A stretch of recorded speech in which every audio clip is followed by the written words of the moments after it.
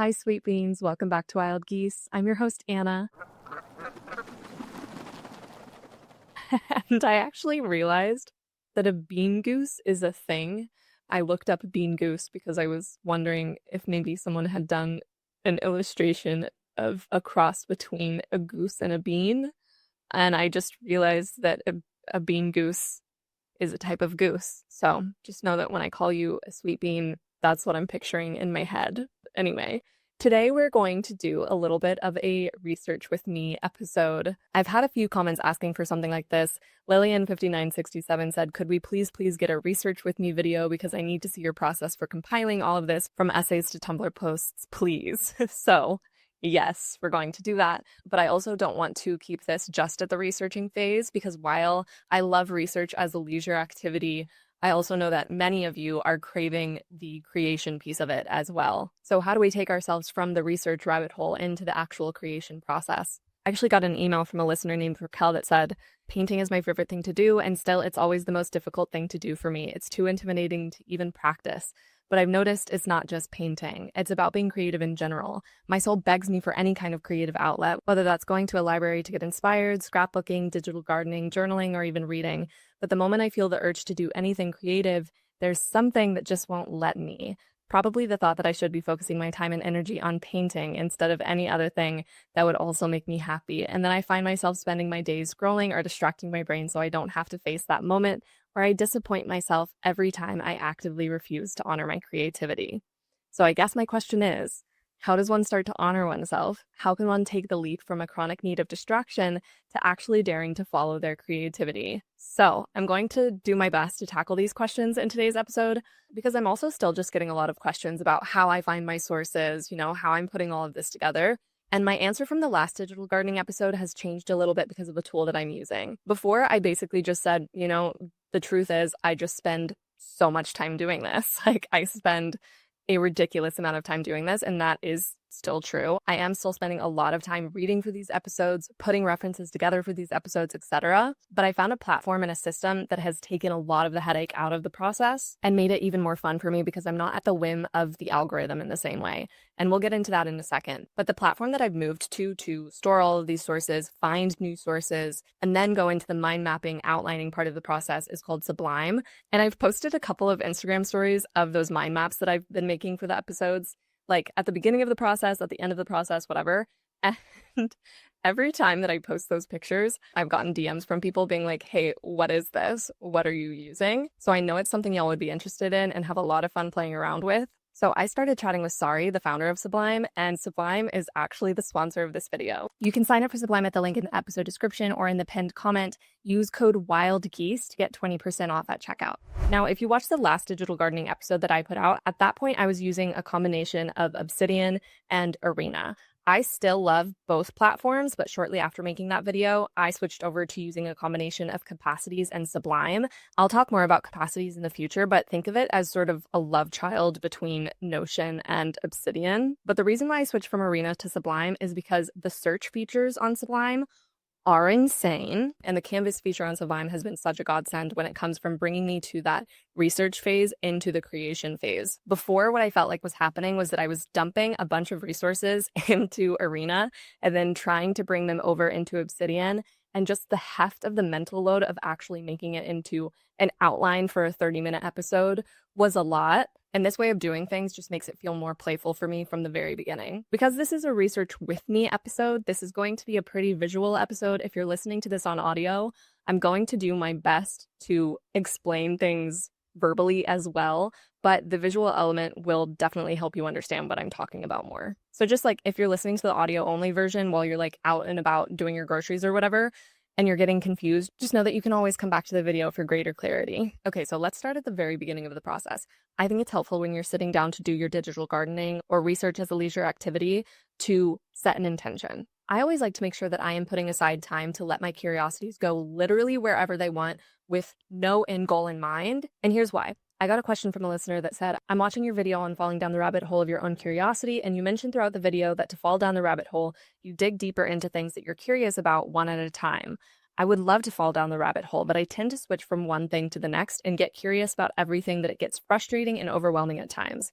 Is there anything I can do to stop myself from constantly going from one thing to the next so that I can really enjoy the process of following my own curiosities? And first of all, I want to say, if you're in this position, that's by design. I think we're all aware of how platforms are vying for our attention. There is an entire attention economy that is built around distracting you. And of course, it keeps you from going down your own organic curiosity rabbit holes when you're scrolling from one video to the next. And one video is something that you're really interested in. Maybe you even save it to a folder on TikTok or something. And you're like, I'll come back around to that, only to never come back around to that. And then the next video you scroll to is something that's catastrophizing about the state of the world. And it's like, of course, you're having a hard time picking one thing and falling down that rabbit hole. This is why I kind of think of my process as 3 different states of attention. One state of attention is very passive. I am just entertaining myself, turning everything off, scrolling on TikTok, whatever, not trying to actually compile anything. But if I do in that time come across something that is interesting to me in some way, I will save it. But I won't just save it as some random folder on TikTok or a bookmark on Substack, whatever it is. Because then what happens is that if I'm in this passive scroll state and I see something interesting on one platform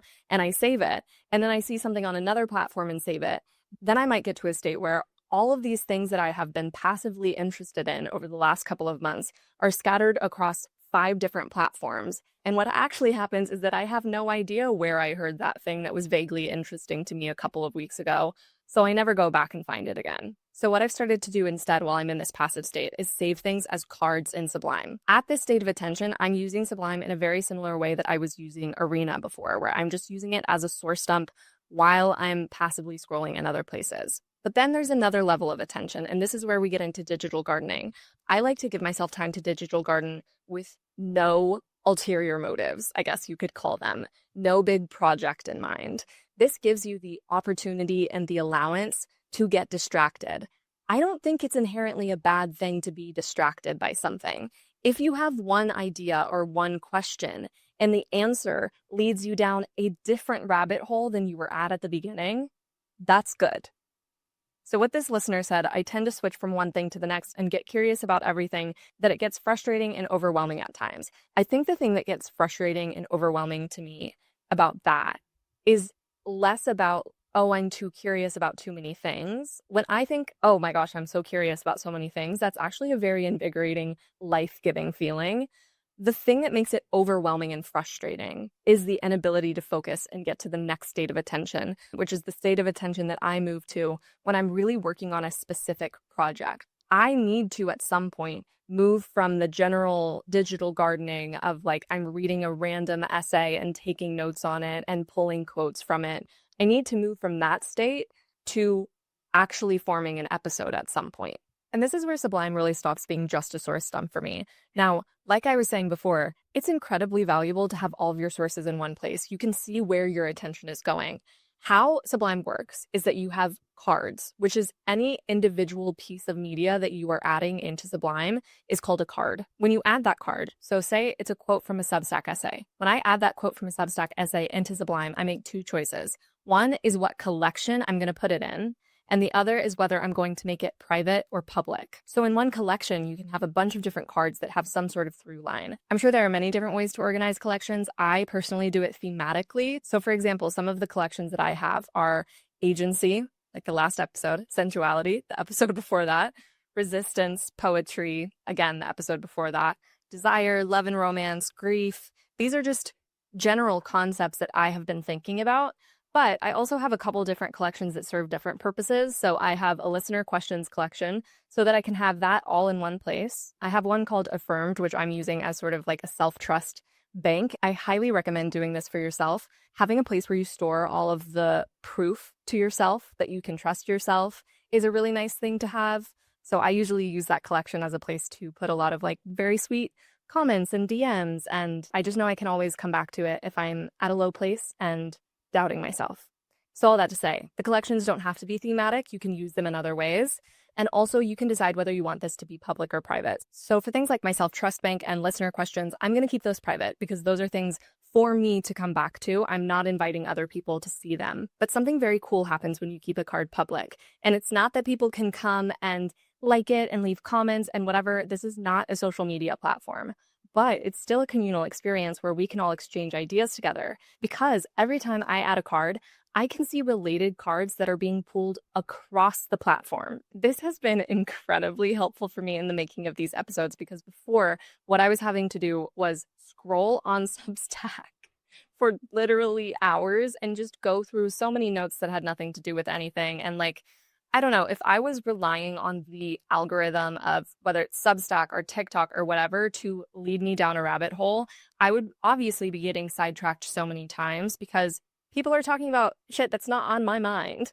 I just want to clarify that you can see related cards for private and public cards, but when you make a card public, it will not be shown as a related card for other people on the platform because it's private. There's also this underlying feeling when you're getting all of your recommendations from the algorithm, whether it's book talk or whatever. I've heard a lot of people say, like, I don't feel like I'm really finding sources for myself. I'm like relying on curators to tell me what to read. How do I find sources for myself? And we've definitely left the point of the internet where you can like go to Google and actually get the answers that you're hoping for, unless it's like a hyper specific like name or date or resource like that. You're not going to be able to go into Google and get answers to like more existential questions or like vibe-based questions. Instead, what you're going to have to do is comb through like 900 pages of ads and SEO optimized bullshit. Whereas on Sublime, when it gives you related cards, it keeps you on track. So here's an example. I pulled a quote from Big Magic by Elizabeth Gilbert into Sublime. Amazing book, by the way. Definitely go check it out. It's been a couple of years since I've read it, but I've always remembered this point from it. She says, I believe that our planet is inhabited not only by animals and plants and bacteria and viruses, but also by ideas. Ideas are a disembodied, energetic life form. They are completely separate from us, but capable of interacting with us, albeit strangely. Ideas have no material body, but they do have consciousness, as they most certainly have will. Ideas are driven by a single impulse, to be made manifest. And the only way an idea can be made manifest in our world is through collaboration with a human partner. It is only through a human's effort that an idea can be escorted out of the ether and into the realm of the actual. Quick side note, in Big Magic, Elizabeth Gilbert tells this whole story about how she had this entire idea for a novel and she sat on it for like years and years, but never acted on it for whatever reason. After a while of sitting on that idea, not acting on it, and kind of moving on to a different idea, another writer she knew got the same idea. Which just kind of is a perfect example of what she's talking about how ideas can move from one person to another, and they're not necessarily like an innate part of us. They are outside of us, traveling around. And this related cards feature is a really cool way for ideas to sort of travel around, because we've got that quote. And then from there, Sublime has pulled, as you can see, just a ton of related quotes. You've got Rick Rubin saying there's a time for certain ideas to arrive and they find a way to express themselves through us. You've got this quote from Ideas Are Alive and You Are Dead. Crazy title. It says, ideas are alien life forms with an agency and intelligence independent of any mind or substrate which they inhabit. Okay, so you started with one quote that was interesting to you, and now you have a ton of other sources that are in some way related to that quote. That is crazy. So if I was genuinely enamored and curious about this idea of ideas being these separate things from us that travel from one person to another, then I could go to any of those sources and dig into them and see where that curiosity leads me. This is just such a straight shot way for your curiosity to be leading the ship instead of someone else's algorithm doing it. And there's an essay on Substack called How to Research Niche Ideas in Literature and Philosophy. And it says, some of the most insightful articles I've read were ones I found 3 clicks away from where I started. To research is to follow a scent. Sometimes you know what you're looking for. Sometimes you don't. Sometimes it starts with a single word you can't shake, a quote you read in passing, or a flicker of an idea that has no shape yet, just feeling. And I use this related cards feature for quotes from other people, Tumblr text posts, YouTube videos, whatever it is. But I also use it by bringing in my own writing. So if I'm writing notes on a book, for example, Slaughterhouse-Five, which I recently read, and I write down one idea that I feel a little bit stuck on, and I want to follow that scent, I can copy that, put it into Sublime, and see what related cards come up. For example, in Chapter 4 of Slaughterhouse-Five, this person that Kurt Vonnegut is referring to as a hobo dies after being kept on a rail car for days. The entire time he was on the rail car, he was saying, this is not that bad, this is not that bad. And his final words were, you think this is bad? This ain't bad. Now, this passage in this writing in this book was so striking to me that I wrote an entire paragraph of my own thoughts. I said, we delude ourselves and deny our pain. Even in the face of war, even in the face of death, people will not admit they're being abused. They will not look it in the face. There's a certain type of strength in that, sure, but there is also a certain type of cowardliness, an inability to call out an injustice because it might make you look weak. Okay, so if I want to expand on this idea, I can, from my own notes, highlight this and go over to the browser extension. You can also do this if you're taking notes on your phone. Sublime does have an app. But if I'm on my desktop and I go to my browser extension and I add this to the grief collection, and then I come over to Sublime and I click into the card, the very first related card is from Brene Brown. It says, people will do almost anything not to feel pain, including causing pain and abusing power. There's another quote that says, we are mental athletes at shrugging things off, but there is a cost to our stoicism. From small humiliations and slights, large blocks of resentment eventually form that render us unable to love or trust. So if I decided I wanted to, I could keep following this scent of curiosity through other cards that other people have put on this platform. So like something that last quote said was, there's a cost to our stoicism. When I wrote my little notes about what happened in Slaughterhouse-Five, the concept of stoicism was not on my mind at all. And if I kept following this string of curiosity, who knows where it would eventually lead.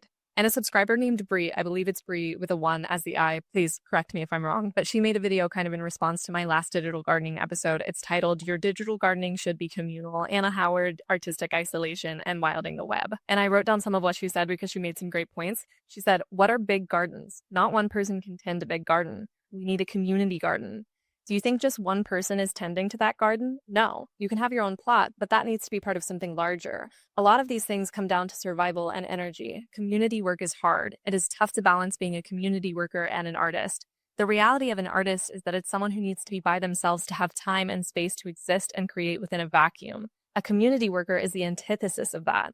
If you're going to be a digital gardener, I implore you to get on your little gloves, get your hat on, get your little boots on, and find someone to do it with. Which I've actually been very seriously considering doing like a digital gardening club over on Substack, which would be like a book club, but we would only be focusing on one essay at a time, and we would come together and digital garden together, talk about our notes. If you're interested in doing something like that, please let me know, because I agree with this point about community gardens. I think in my last episode, I made a point about how a digital garden is not this thing to like put on display. It's the garden that's in your backyard that you're experimenting with. It probably looks kind of ugly, whatever. And my point there was more about how the work that you're doing while you're in the digital gardening realm of all of this is not meant to be performative. That's why this is separate from social media. But I think that how Sublime helps us connect ideas together without getting so caught up in the social media, optimizing your presence, performing aspect of it all really kind of hits at this problem of digital gardening being an isolating practice. I actually have to admit that I had all of my collections private when I first started for like a couple of weeks, but then I realized how much I was getting from other people's cards that other people were keeping public.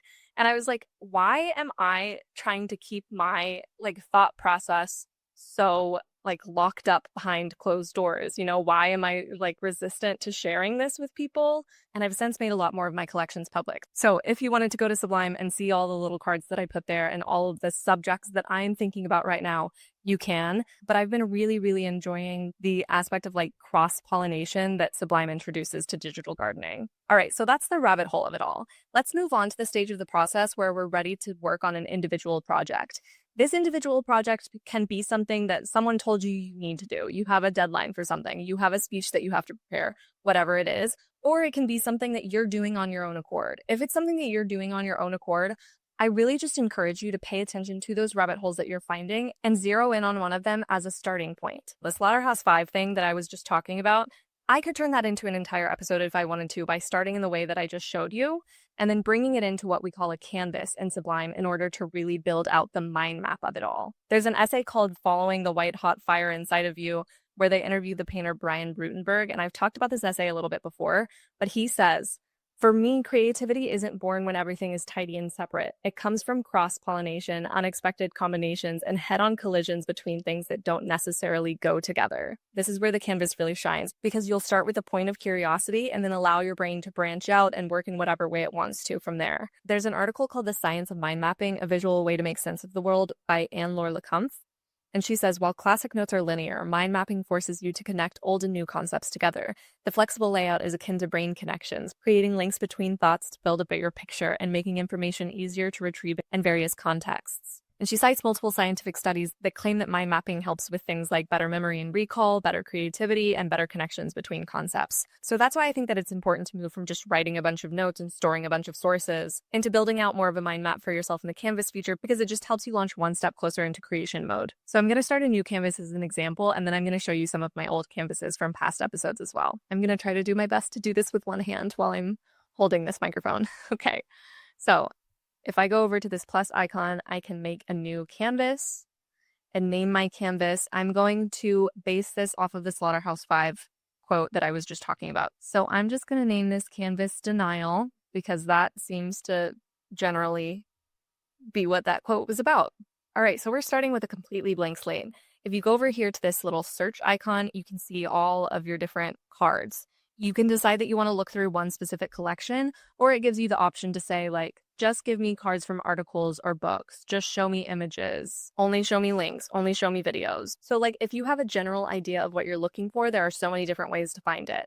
Also, another cool thing is that if you only have a vague memory of a card that you added a month ago, you can come up here to the search feature and you can put questions, terms, phrases, any little hint that might lead you to the card. So for example, say this was for the last episode that I did all about how to build agency, but I can't remember where I put that one card that's about something about like the responsibility of freedom. I don't remember where I read it. I don't know where I would have put it. I can come in here and just type in the responsibility of freedom.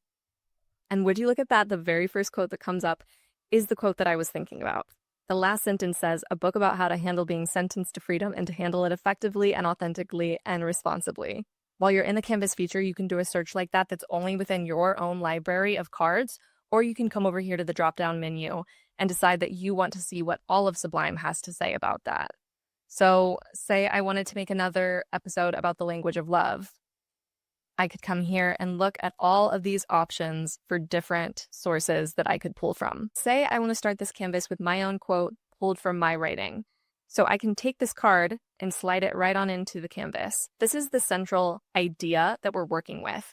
It might not actually stay at the center of whatever I'm making, but it is the seed that everything else sprouts from. Usually the starting point becomes the center of my mind map, and I like to also have something visual at the center of my mind map. So I can come over here to the search feature and search up Slaughterhouse-5 and ask it to only give me images. And here we go. We've got a picture of Kurt Vonnegut, and I can move that into the center as well. From there, I start branching out and building on this idea. So I can just click this little arrow and point it out over here and say that I wanted to expand on stoicism, like that related quote was talking about. I don't necessarily have any idea what my opinions on stoicism are and what I'll end up thinking about it, but that's a branch of this conversation. Maybe another branch is Kurt Vonnegut's point of view, and another branch could be pain and war. I also like to highlight these little branches just for funsies. I try not to get too in my head about like making this an aesthetic process. I know that for some people aesthetics is much more important, but I really appreciate how this is laid out in a way that kind of automatically looks sort of aesthetic to me without even trying. Like, I don't have to spend hours and hours trying to make this look cute. A design usually ends up looking pretty satisfying to me. But if you're watching this on video, you can see that one of the images that came up when I searched Slaughterhouse-5 is Kurt Vonnegut's notes on creative writing. So already Sublime is helping me out with finding sources that have to do with this mind map. So I'm just going to drag those notes on creative writing into the Kurt Vonnegut's POV branch. Keep in mind that some of this might end up being quote unquote irrelevant to the final product. If I decided to take this in the direction of the Stoicism branch, then Kurt Vonnegut's notes on creative writing may or may not have any relevance to that final product. But right now, I'm just allowing my brain to have a full experience of exploration, and it will become clear as I build out this mind map and I can visually see where my interests are going, what the project wants to be. But say I wanted to go further down the Stoicism route. If I come in here to the search feature and say, I only want you to show me cards that are within my own library. So I only want to see things that I have added to the library because I want to see if my curiosities have already led down this road. And if they have, I can go ahead and just bring those sources in. So if I type in Stoicism, The first thing that comes up is a Tumblr text post that says, I must not take it personal. Taking it personal is the mind killer. Taking it personal is the little death that brings total oblivion. I will face taking it personal, blah, blah, blah. Okay. So I could say that that tangentially does have to do with stoicism. And that's what's really cool about the search feature on Sublime is that it will give you tangential references. It's not so literal. I feel like we're so used to search features that are incredibly literal, and it's not like that at all. So I could pull that into the mind map. Same goes for pain and war. I feel like I've probably put more about pain and war in here than stoicism. We'll just start with pain. All right, immediately we've got a Substack essay that I would revisit. It's been a while since I've read that essay. I don't know if it's actually relevant to this project or not. If I was actually doing this in real time, I would revisit and actually read the article before adding it to the mind map. But for the sake of brevity. And then we've also got an Andrea Gibson poem called I Sing the Body Electric, especially when my power is out. I know that's relevant, so I'm going to pull that in to the pain and war branch of this mind map. You can also, if you have a specific thought about any of these sources, come in here and grab a sticky note and write out exactly what you're thinking. There's also a drawing feature, which I haven't really used because I'm not super into my handwriting. But I imagine this would be fun if you liked a little doodle here and there or wanted to draw a visual reference for yourself. That article that I was referencing before, The Science of Mind Mapping, A Visual Way to Make Sense of the World, has a couple of pointers on how to make an effective mind map. She says, start in the center of a blank page. Use an image or picture for your central idea. Use colors throughout, which Sublime helps you do through things like the highlight, the drawing feature, images, etc. Number 4, connect your main branches to the central image and connect your second and third level branches to the first and second levels, which I'll give a visual example of that in a second when I show you some of the canvases that I've made for past episodes. She says, number 5, make your branches curved rather than straight lines. And apparently this is just because straight lines are boring to your brain. I feel like I haven't done that a lot, but Sublime does give you the option to do that. Number 6, she says use one keyword per line. And number 7, use images throughout. I have canvases for past episodes, so those were like very defined projects that I knew where they were going. But I also have canvases that are for more general things that I'm not sure what they will become yet, but they're just kind of ideas that I am propagating right now, I guess you could say. So I've got like creative liberation, art versus capitalism, why make art when the world is on fire. Okay, so now I'm going to take you on a little bit of a behind the scenes tour of one of the canvases that I built out for a past episode. Let's just go into my canvas that I made for episode 31, because something sort of interesting happened with episode 31. So as you can see here, I started with like a central image vibe. I knew for this episode that I wanted to talk about sensuality originally. So I started branching off from this idea of sensuality. The branches that I have are sensualism, presence, slowing down, beauty, and the senses. So obviously you can already see how I'm not really getting stuck in technicalities here. You could say that sensualism and the senses could have been one big branch, but it made sense to me in my mind to make those two separate things while I was making this, because for sensualism, I wanted to plop in all of these sources that I had that were defining sensualism. And then for the senses branch, I wanted to have all these sources that were talking more at length about the senses themselves. But as you can see here, I've got links, I've got quotes, I've got YouTube videos, images, TikTok videos, etc. And look at my little curved line.